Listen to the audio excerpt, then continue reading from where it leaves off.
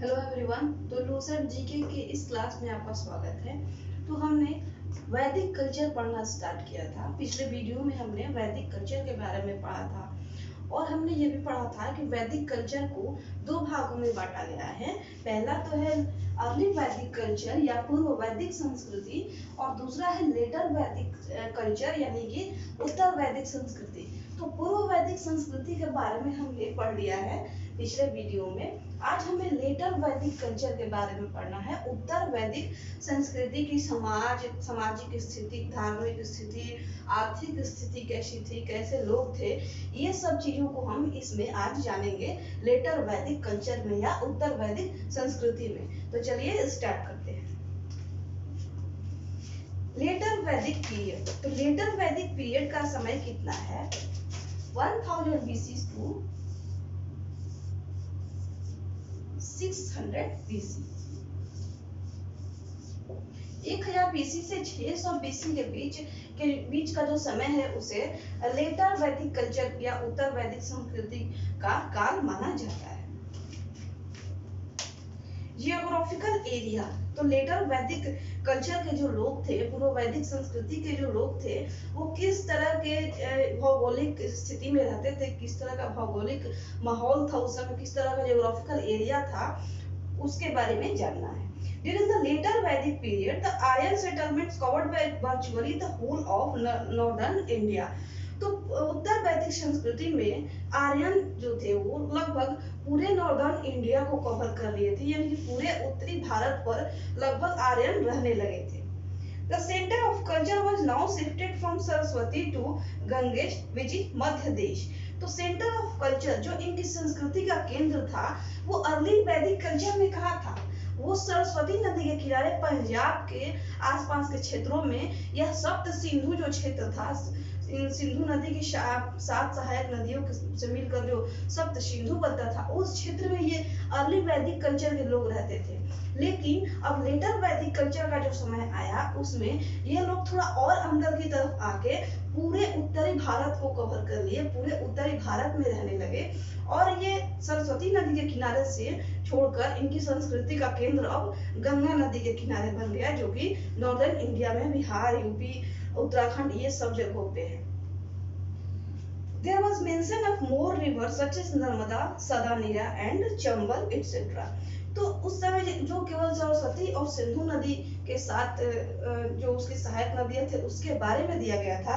अब उसमें कुछ और नदियां जुड़ गई, जैसे कि नर्मदा, सदानीरा, जिसे मॉडर्न जो आधुनिक गंडक नदी है उसे उस समय सदानीरा के नाम से जाना जाता था। तो गंडक थी, नर्मदा थी और चंबल, ये सारी नदियां भी अब जुड़ गई। The expansion of people towards the east is indicated in a legend of Shatapatha ब्राह्मण।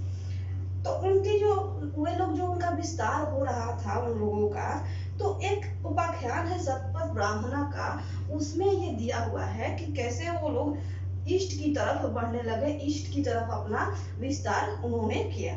How Vidha Mathava migrated from Saraswati region, crossed Sadanira and came to the land of Videha, which is modern Tirhut. तो ये सतपथ ब्राह्मण में ऐसा बताया गया है कि कैसे जो विदगा माथाव के लोग थे वो सरस्वती रीजन से, सरस्वती नदी के क्षेत्र से कैसे वो माइग्रेट करके, प्रवास करके, और कैसे वो आगे विदेह जो कि मॉडर्न तिरहुत है, आधुनिक तिरहुत जगह है, तो वो लोग कैसे सरस्वती नदी से आगे बढ़ते हुए ईस्ट की तरफ वो तिरहुत क्षेत्र तक आकर बस गए थे।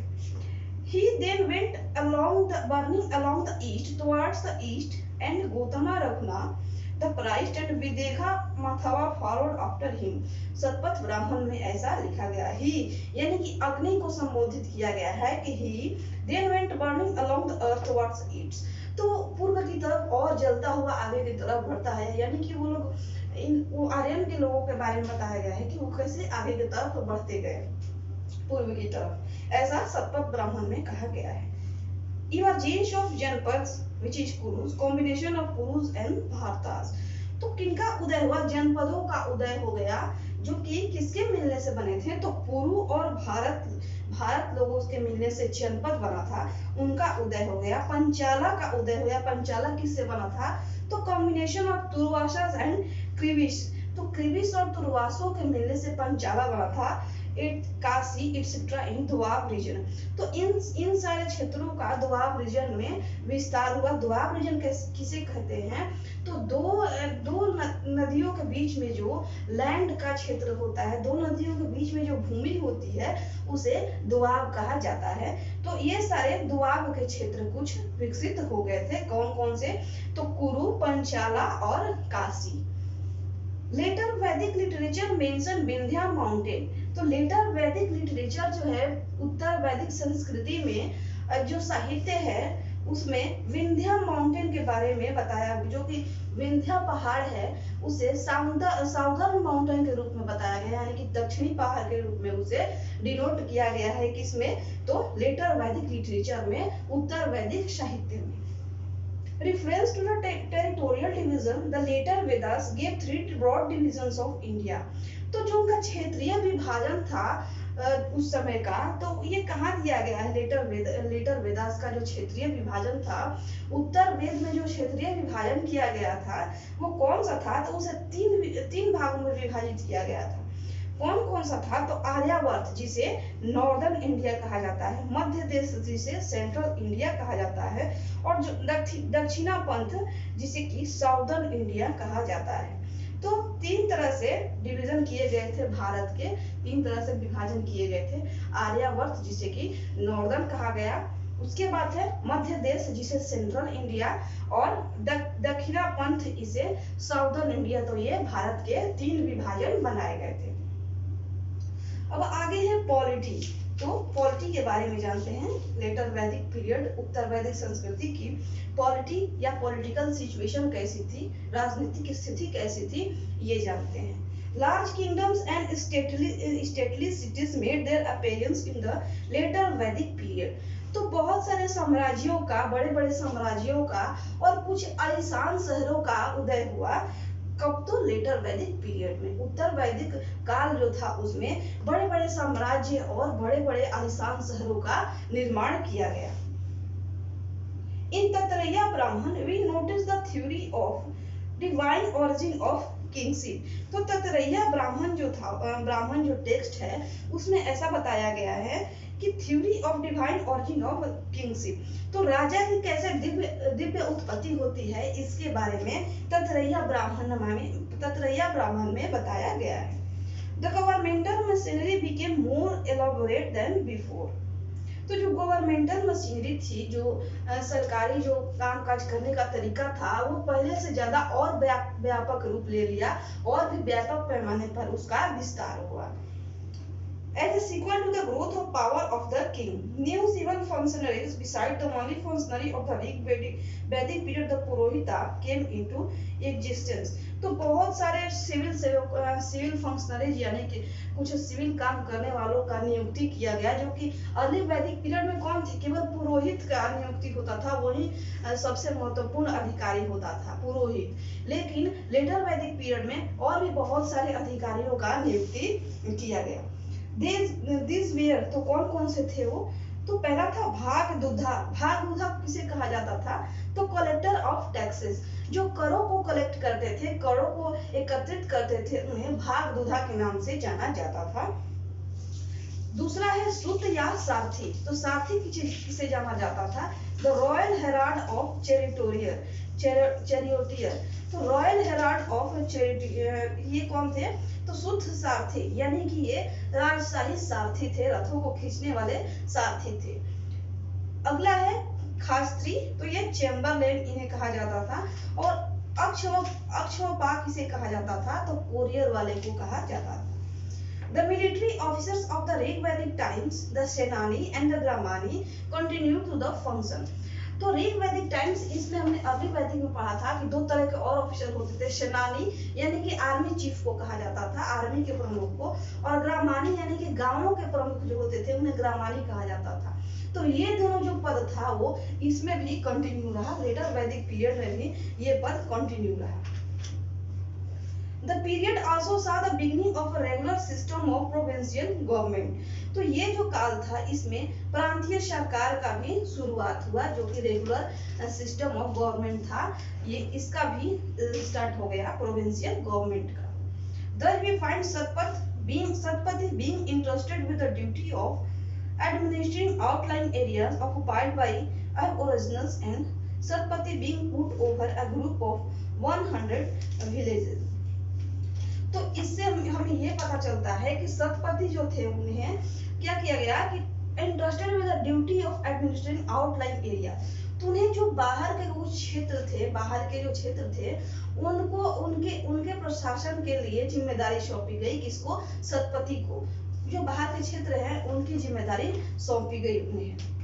With the duty of administrating outline area, मैंने यही बताया कि उन्हें बाहरी क्षेत्रों के प्रशासन की ड्यूटी सौंपी गई। ऑक्युपाइड बाय अबओरिजिनल्स, जो कि एबओरिजिनल्स यानी कि कुछ आदिवासी लोग थे, उनके द्वारा जो क्षेत्रों को ऑक्युपाई किया गया था, जो क्षेत्रों को हथिया लिया गया था, तो सतपतियों को ये काम दिया गया कि आप वो जो क्षेत्र है उनकी रखवाली कीजिए या रक्षा कीजिए।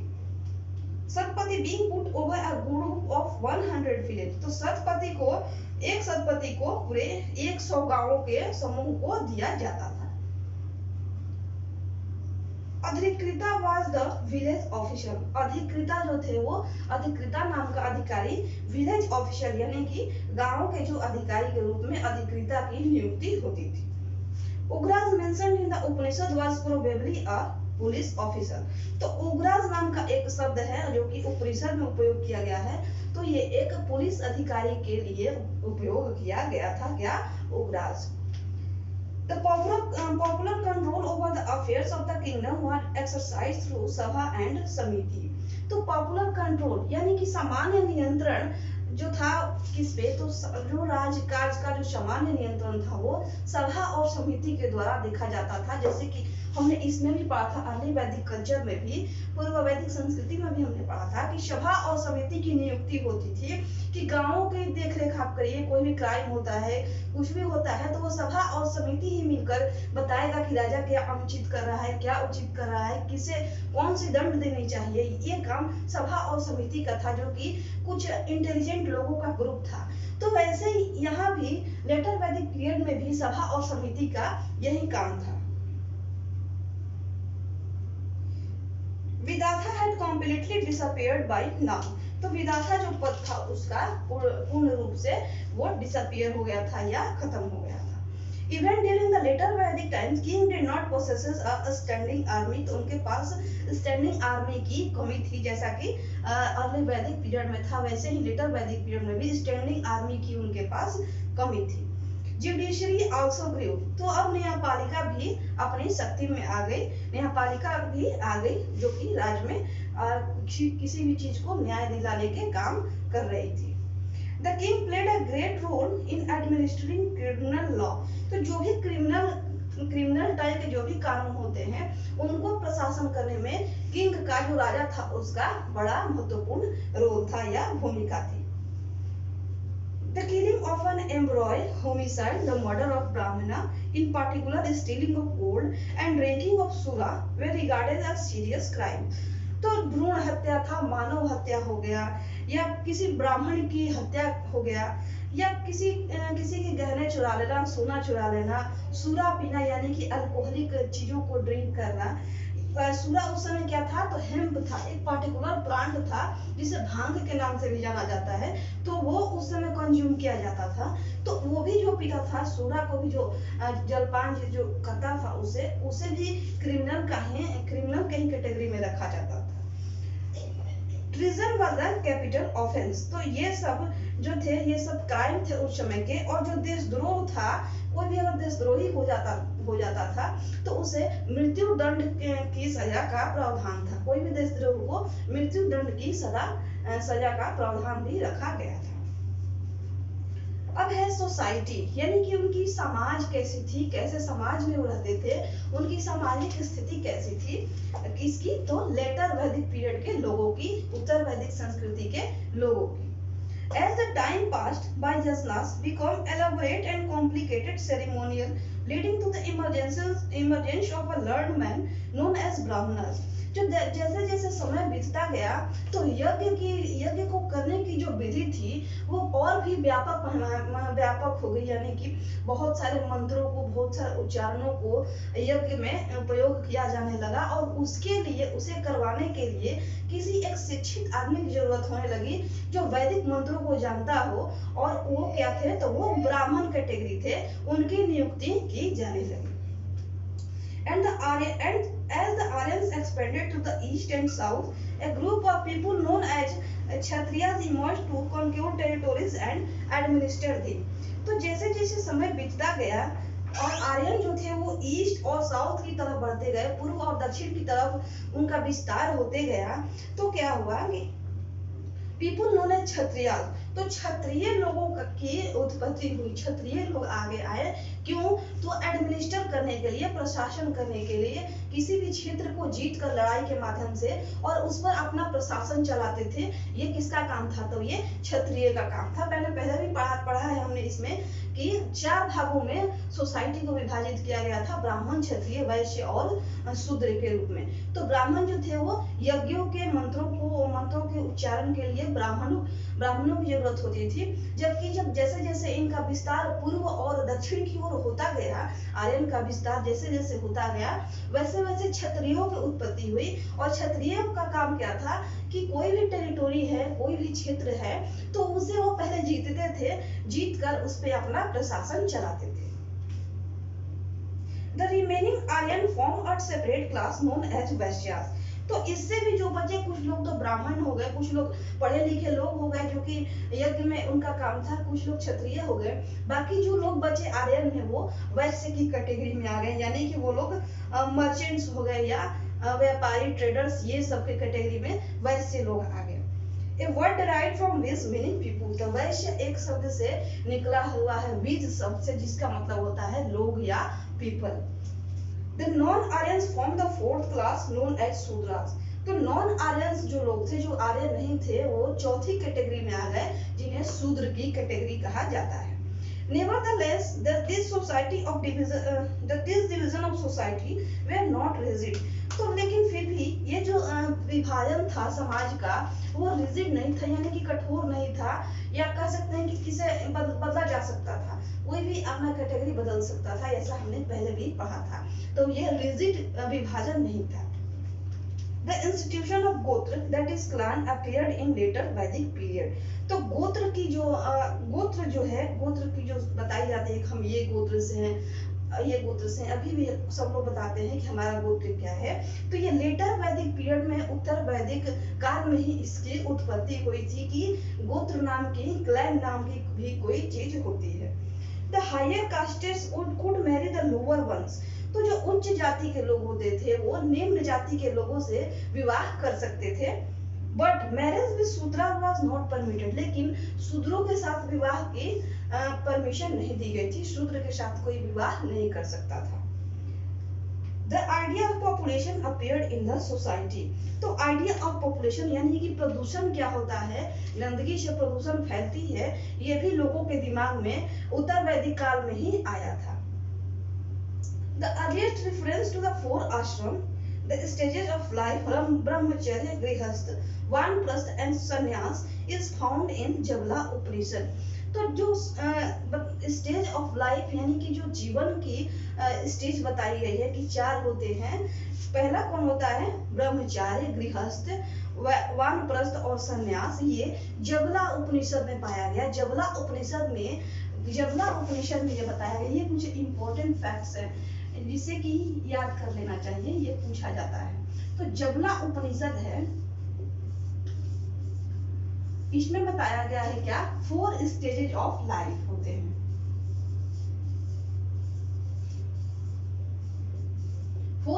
लाइफ के, जीवन के 4 स्टेज बताए गए हैं, 4 चरण बताए गए हैं। कौन कौन से बताए गए हैं? तो ब्रह्मचर्य,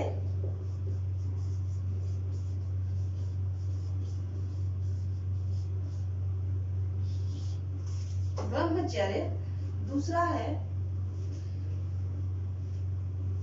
गृहस्थ,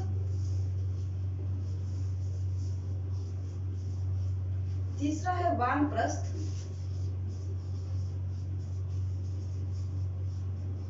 और चौथा है संन्यास।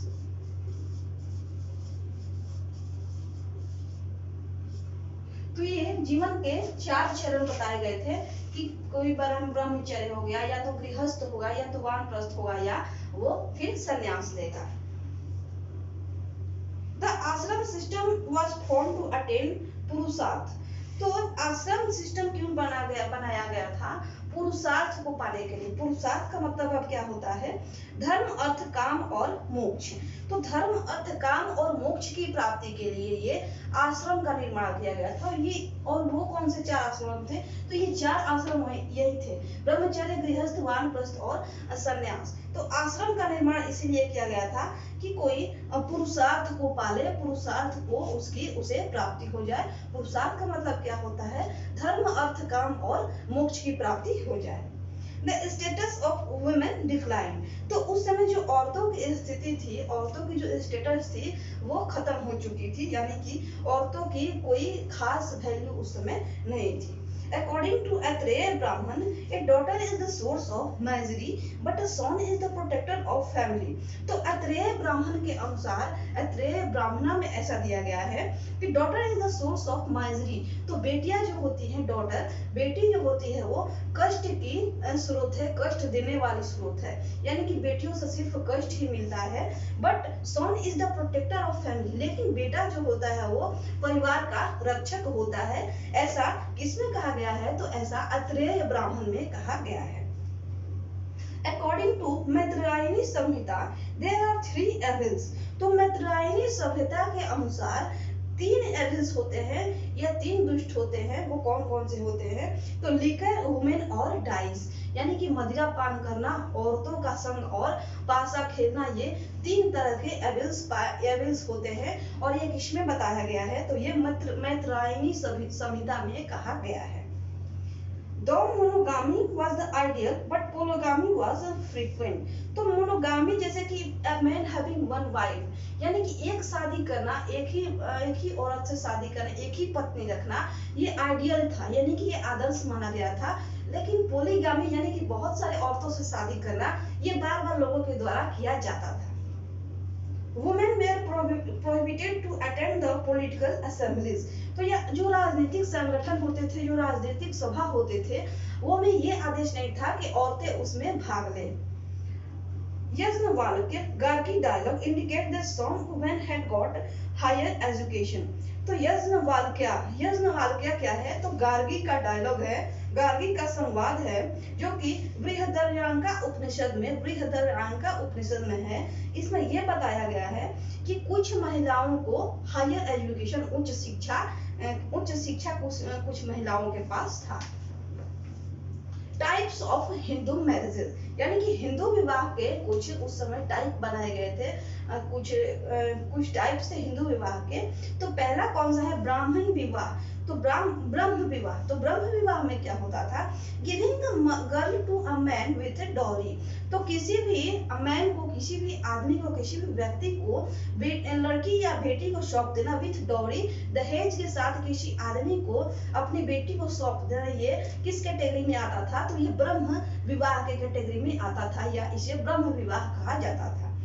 अगला है दैव विवाह। तो दैव विवाह में क्या होता था? The girl giving the girl to priest himself in lieu of his fees. तो अपनी बेटी या अपनी लड़की को पुजारी को ही दे दिया जाता था। इसलिए तो उसकी जो भी यज्ञ करवाया या कुछ पूजा पाठ करवाया, कुछ उत्सव करवाया, तो उसमें उसकी जो फीस बनती थी, जो वो पैसा लेता था, उसके बदले में अपनी बेटी को ही सौंप देना, ये दैव विवाह के अंतर्गत आता था। अगला है अर्श विवाह। तो अर्श विवाह में क्या किया जाता था? Giving the girl to a man after accepting a bride price. तो किसी भी आदमी को दे देना अपनी बेटी को, तो एक्सेप्टिंग अ ब्राइड प्राइस, तो अब जैसे कि किसी लड़की के बदले पैसे ले लेना, किसी से पैसे ले लेना और उसके बदले अपनी लड़की को किसी आदमी को सौंप देना, ये अर्श विवाह कहा जाता था। अगला है प्रजापत्य विवाह। तो प्रजापत्य विवाह में क्या होता था? Giving the girl to a man without demanding a bride price. तो बिना लड़की के बदले पैसे लिए ही किसी व्यक्ति को अपनी लड़की दे देना, इसे क्या कहा जाता था? तो इसे प्रजापत्य विवाह के नाम से जाना जाता था। अगला है गंधर्व विवाह। तो गंधर्व विवाह किसे कहा जाता था? लव मैरिज को, प्रेम विवाह को गंधर्व विवाह के नाम से जाना जाता था। आगे है असुर विवाह। तो असुर विवाह किसे जाना जाता था? तो marriage with a purchased girl, किसी खरीदी हुई लड़की से शादी कर लेना, इसे असुर विवाह के नाम से जाना जाता था। अगला है राक्षस विवाह। तो राक्षस विवाह किसे कहा जाता था? तो marriage with a daughter of a defeated king और अ किडनैप्ड गर्ल।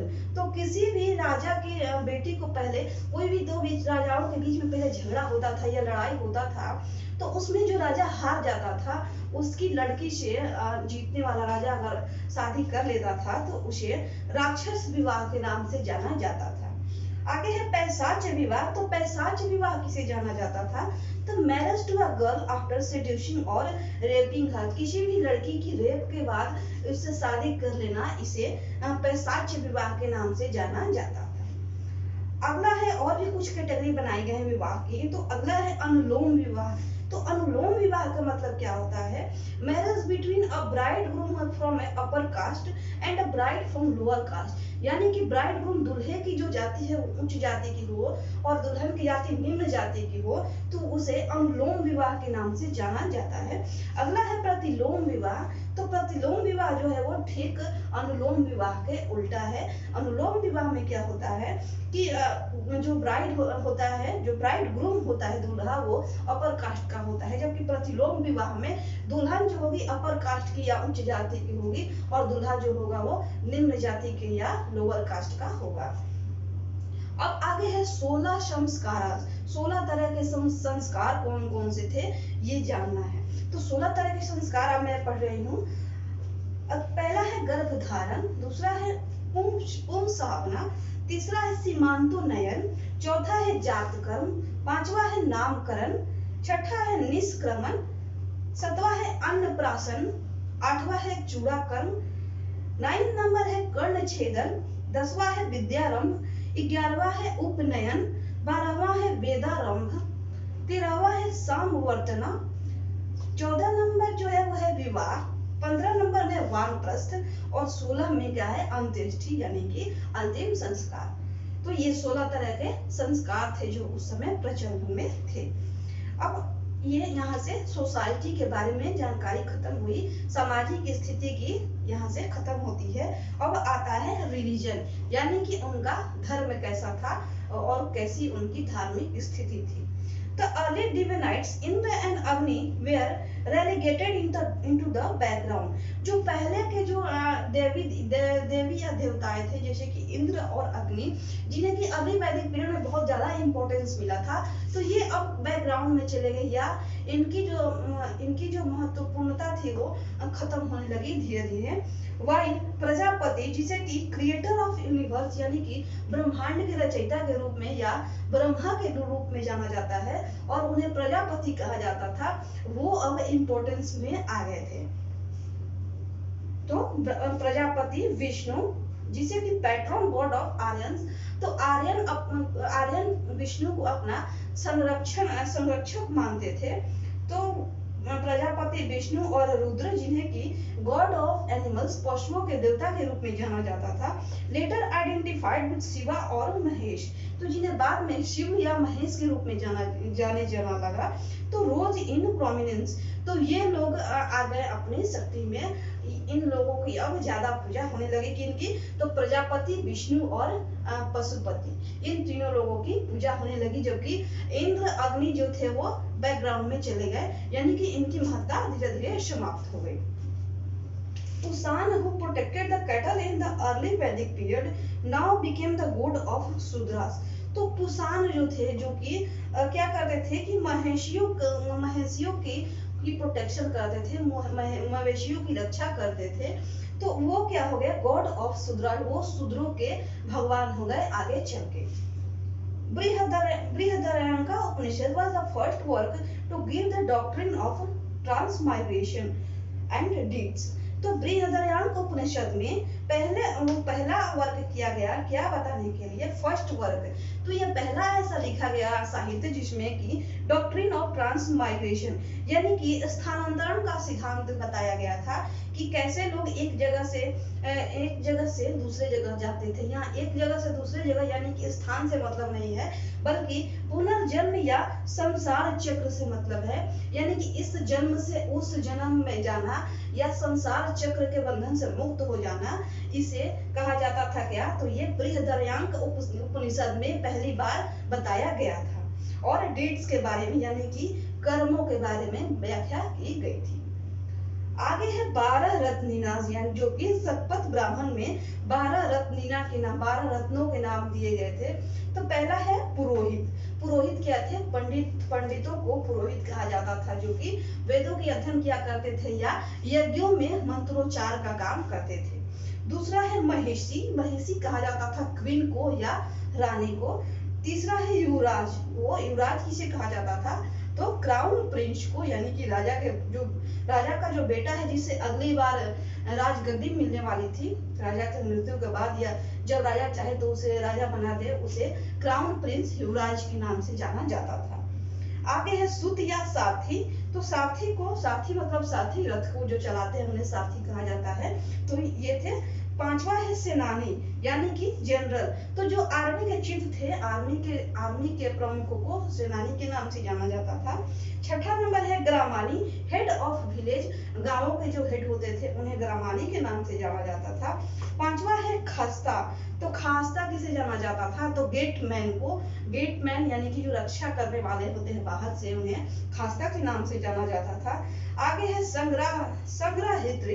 तो संग्रहित्री किसे जाना जाता था, तो ट्रेजरर को, यानी कि जो कोष की रक्षा करता था, राज्य में जो भी कोष है, जो भी धन है, उसकी रक्षा करने वाले को संग्रहित्री के नाम से जाना जाता था। आगे है भागदूधा। तो भागदूधा का मतलब कलेक्टर ऑफ टैक्सेस, जो करों को एकत्रित करता था, राज्य से जितना भी कर आते थे उसे एकत्रित करने वाले को भागदूधा के नाम से जाना जाता था। अगला है अक्षपाव। तो अक्षपाव किसे जाना जाता था, तो कोरियर वाले को, जो भी कोरियर फैसिलिटीज थी उसे अक्षपाव के नाम से जाना जाता था। आगे है पालगला। तो पालगला फ्रेंड ऑफ किंग। तो पालगला कौन थे, तो राजा के मित्रों को पालगला के नाम से जाना जाता था। अगला लास्ट है गोविकार्त। तो head of forest department, one विभाग के हेड को गोविकार्त के नाम से जाना जाता था। The early simple ceremonial of Rig-Vedic period gave place to elaborate sacrifices requiring the services of as many as 17 priests. तो अर्ली सिंपल सेरेमोनियल, तो जैसे ऋग वैदिक पीरियड में, या हम कह सकते हैं कि अर्ली वैदिक कल्चर में, पूर्व वैदिक संस्कृति में जो यज्ञ करने की या बलि देने की जो विधि थी वो सिंपल थी, सामान्य थी। लेकिन आगे चलकर लेटर वैदिक पीरियड में क्या हुआ कि ये व्यापक पैमाने पर होने लगा, व्यापक पैमाने पर यज्ञ किया जाने लगा, और उसमें कम से कम 17 पुजारियों की जरूरत पड़ने लगी। In later Vedas, Brahmana sacrifices came into prominence. तो sacrifices जो बलि देने की परंपरा थी या यज्ञ करने की परंपरा थी, ये इसकी महत्ता बहुत बढ़ गई और उनमें 17 पुजारियों की जरूरत पड़ने लगी। There were 2 varieties of sacrifices. तो यज्ञ करने के या बलि देने के, यज्ञ करने के 2 वेराइटीज थे। तो वो 2 वेराइटीज कौन से हैं, तो पहला है लघु यज्ञ। तो लघु यज्ञ या लघु यज्ञ जिसे सिंपल सेक्रीफाइस या प्राइवेट सेक्रीफाइस के नाम से जाना जाता था। तो इसमें क्या होता था, तो perform by householder, example पंच महाजन, अग्निहोत्र या दर्श यज्ञ। तो ये हाउस होल्डर यानी कि कोई भी गृहस्थ व्यक्ति है, कोई भी घर का जो मालिक है, उसके द्वारा ये लघु यज्ञ का आयोजन किया जाता था। और उसमें क्या होते थे, तो पंच महायज्ञ, अग्निहोत्र, दर्श यज्ञ। तो दर्श यज्ञ का मतलब क्या होता है, on Amavasya that is the last day of dark fortnight. तो 15 दिन अमावस्या और पूर्णिमा के बारे में आपको तो पता ही होगा। तो अमावस्या के दिन जो यज्ञ किया जाता था उसे दर्श यज्ञ के नाम से जाना जाता था, जबकि पूर्णिमा यज्ञ कहा जाता था, जो पूर्णिमा के दिन यज्ञ किया जाता था उसे पूर्णिमा यज्ञ के नाम से, पूर्णिमा यज्ञ के नाम से जाना जाता था।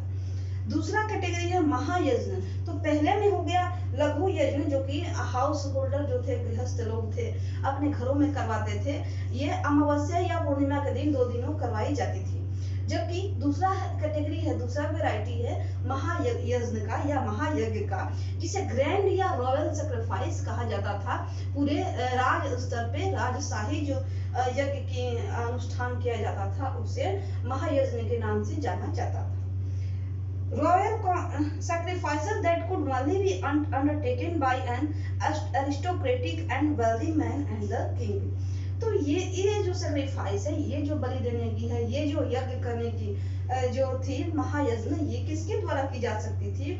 तो अरिस्टोक्रेटिक एंड वेल्दी मैन, तो धनी, कोई भी धनी व्यक्ति, बहुत ज्यादा धनवान व्यक्ति हो, कोई भी प्रतापी व्यक्ति हो, या राजा हो किसी राज्य का, उसके द्वारा महायज्ञ का आयोजन किया जाता था।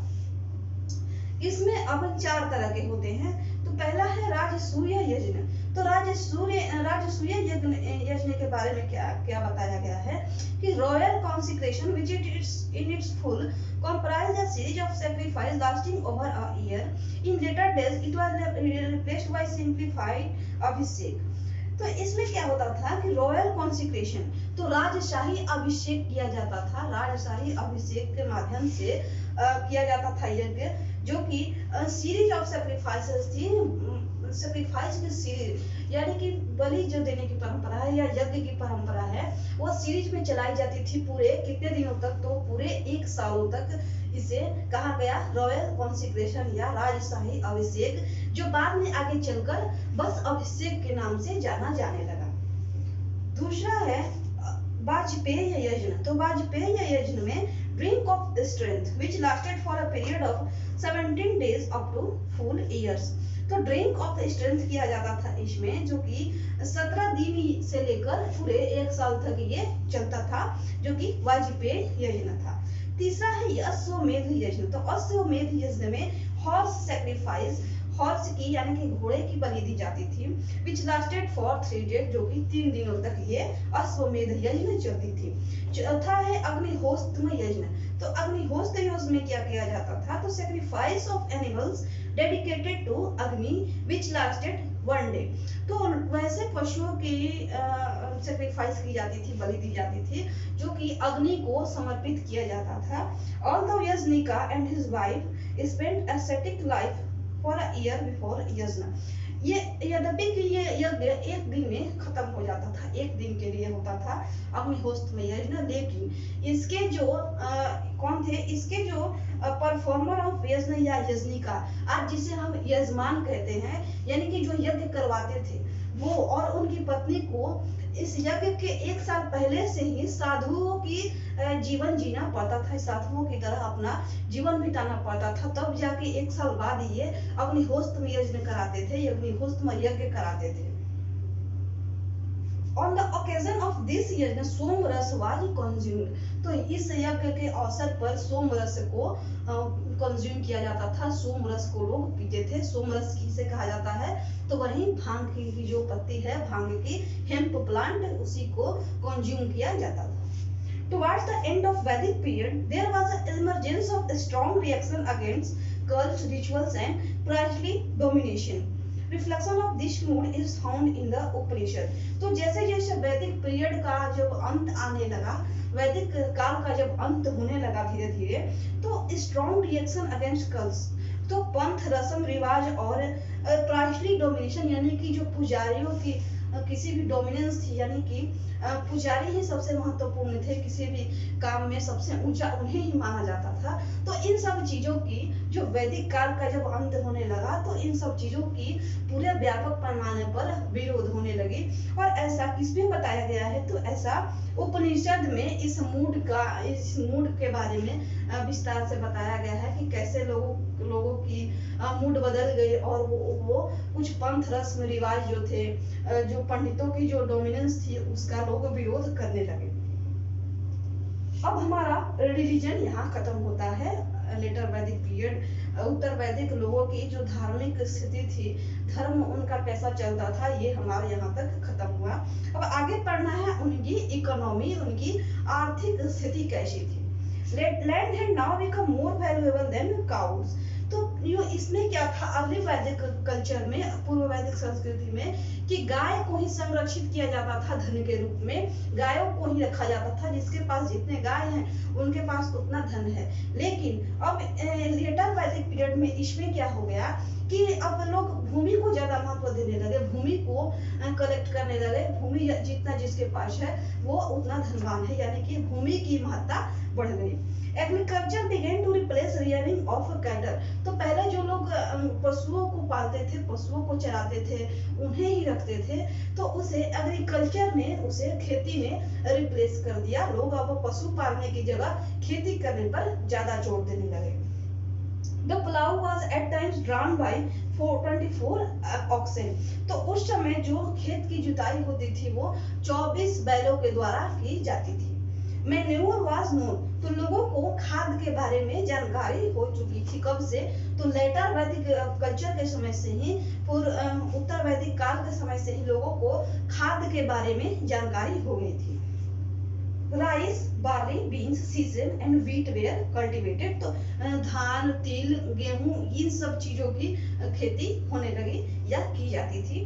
Production of goods advanced as indicated by new occupation like fisherman, washerman, dyer, doorkeepers and footman. तो ये सारे कुछ लोगों के द्वारा good advanced as indicated by new occupation. तो कुछ सामानों की उत्पत्ति की जाने लगी, या कुछ नए नए व्यापारी उभर कर आ गए, मछुआरे आ गए, कुछ वाशरमैन यानी कि धोबी, कपड़े सुखाने वाले, कुछ इस तरह के कुछ नए व्यापार के शुरुआत हो गई थी। Indicating specialization, distinction was drawn between the chariot maker and carpenter and tanner and hide dresser। तो इन लोगों के बीच में स्पेशलाइजेशन, डिस्टिंक्शन, तो इन सब लोगों के बारे में लोगों को अंतर पता चलने लगा कि कौन कारपेंटर है, कौन टैनर है, कौन ड्रेसर, हाई ड्रेसर है, इन सब के बारे में लोगों को पता चलने लगा। Considerable advance was made in the knowledge of metals। तो मेटल्स जो थे, धातुओं को भी ज्ञान लोगों को बढ़ने लगी, धातुओं के बारे में भी लोग जानने लगे। Mention of tin, silver and iron was made apart from gold and ayas in the Rig वेदा। तो इसमें ऋग वेद में टीन, सिल्वर और आयरन की अपार्ट फ्रॉम गोल्ड और आयास, यानी कि आइदर कॉपर और आयस। आयास किसे कहा जाता था? तो कॉपर या आयरन, तांबे या लोहे को आयास के नाम से जाना जाता था। तो सोने और आयास के अलावा लोगों को स्टील, सिल्वर और आयरन के बारे में भी जानकारी होने लगी या लोग जानने लगे। ये ऐसा ऋग्वेद में बताया गया है। Evidence was regarding organization of merchants into guilds because of reference to corporation and aldermen, जिसे कि श्रेष्ठीन कहा जाता था। तो ऐसा भी बताया जाता है कि व्यापारियों की संगठन बनाए जाने लगे उस समय। किस लिए? तो डिफरेंस टू कॉर्पोरेशन या गणज। तो निगम के संबंध में लोगों की, व्यापारियों की संगठन बनाए जाने लगे। तो यहाँ से हमारा लेटर वैदिक पीरियड को हमने आज इस वीडियो में समाप्त कर लिया। तो हमने वैदिक कल्चर पूरा पढ़ लिया, वैदिक संस्कृति पढ़ लिया, जिसमें लेटर वैदिक पीरियड और अर्ली वैदिक पीरियड, इन दोनों के बारे में भी हमने पूरा एक एक लाइन पूरे डिटेल से समझा है। तो आगे हम वीडियो में स्टार्ट करेंगे अब महाजनपद पीरियड का। महाजनपद पीरियड से महाजनपद काल को हम पढ़ेंगे। तो हमारे यहाँ से वैदिक संस्कृति समाप्त होता है। वैदिक संस्कृति पर मैं शाम तक या कल तक एक वीडियो अपलोड करूंगी, जो कि लूसेंट जनरल नॉलेज ऑब्जेक्टिव से होगा, यानी कि जो भी वैदिक कल्चर पे जितने भी ऑब्जेक्टिव बन सकते हैं, तो वो लूसेंट बुक से मैं उसे वीडियो बना के शाम तक या आपको शाम तक या रात तक मिल जाएगा। तो उसे आप जरूर देखिएगा, क्योंकि जितने भी आप ये सब पढ़े हैं, जब तक आपसे ऑब्जेक्टिव सॉल्व नहीं हो पाएगा, ऑब्जेक्टिव आप सॉल्व नहीं कर देते, तो आपको ये कैसे समझ में आएगा कि हमने कितना पढ़ा है। तो उस वीडियो को भी आप जरूर देखिएगा, जिसमें कि मैं वैदिक कल्चर के ऑब्जेक्टिव के बारे में बताऊंगी। हड़प्पा सभ्यता मैंने पढ़ाया था, तो उसका ऑब्जेक्टिव का वीडियो जो है वन लाइनर में है, ये उसे मैंने अपलोड कर दिया हड़प्पा सभ्यता के बारे में, और इसका मैं वीडियो भी जल्दी ही अपलोड कर दूंगी। आप लोग उसे जरूर बनाइएगा। जिसके पास बुक है वो अपने आप से प्रैक्टिस करे ऑब्जेक्टिव का, और जिसके पास नहीं है वो वीडियो एक बार जरूर देखेगा। तो यहाँ तक वीडियो देखने के लिए आपका बहुत बहुत धन्यवाद।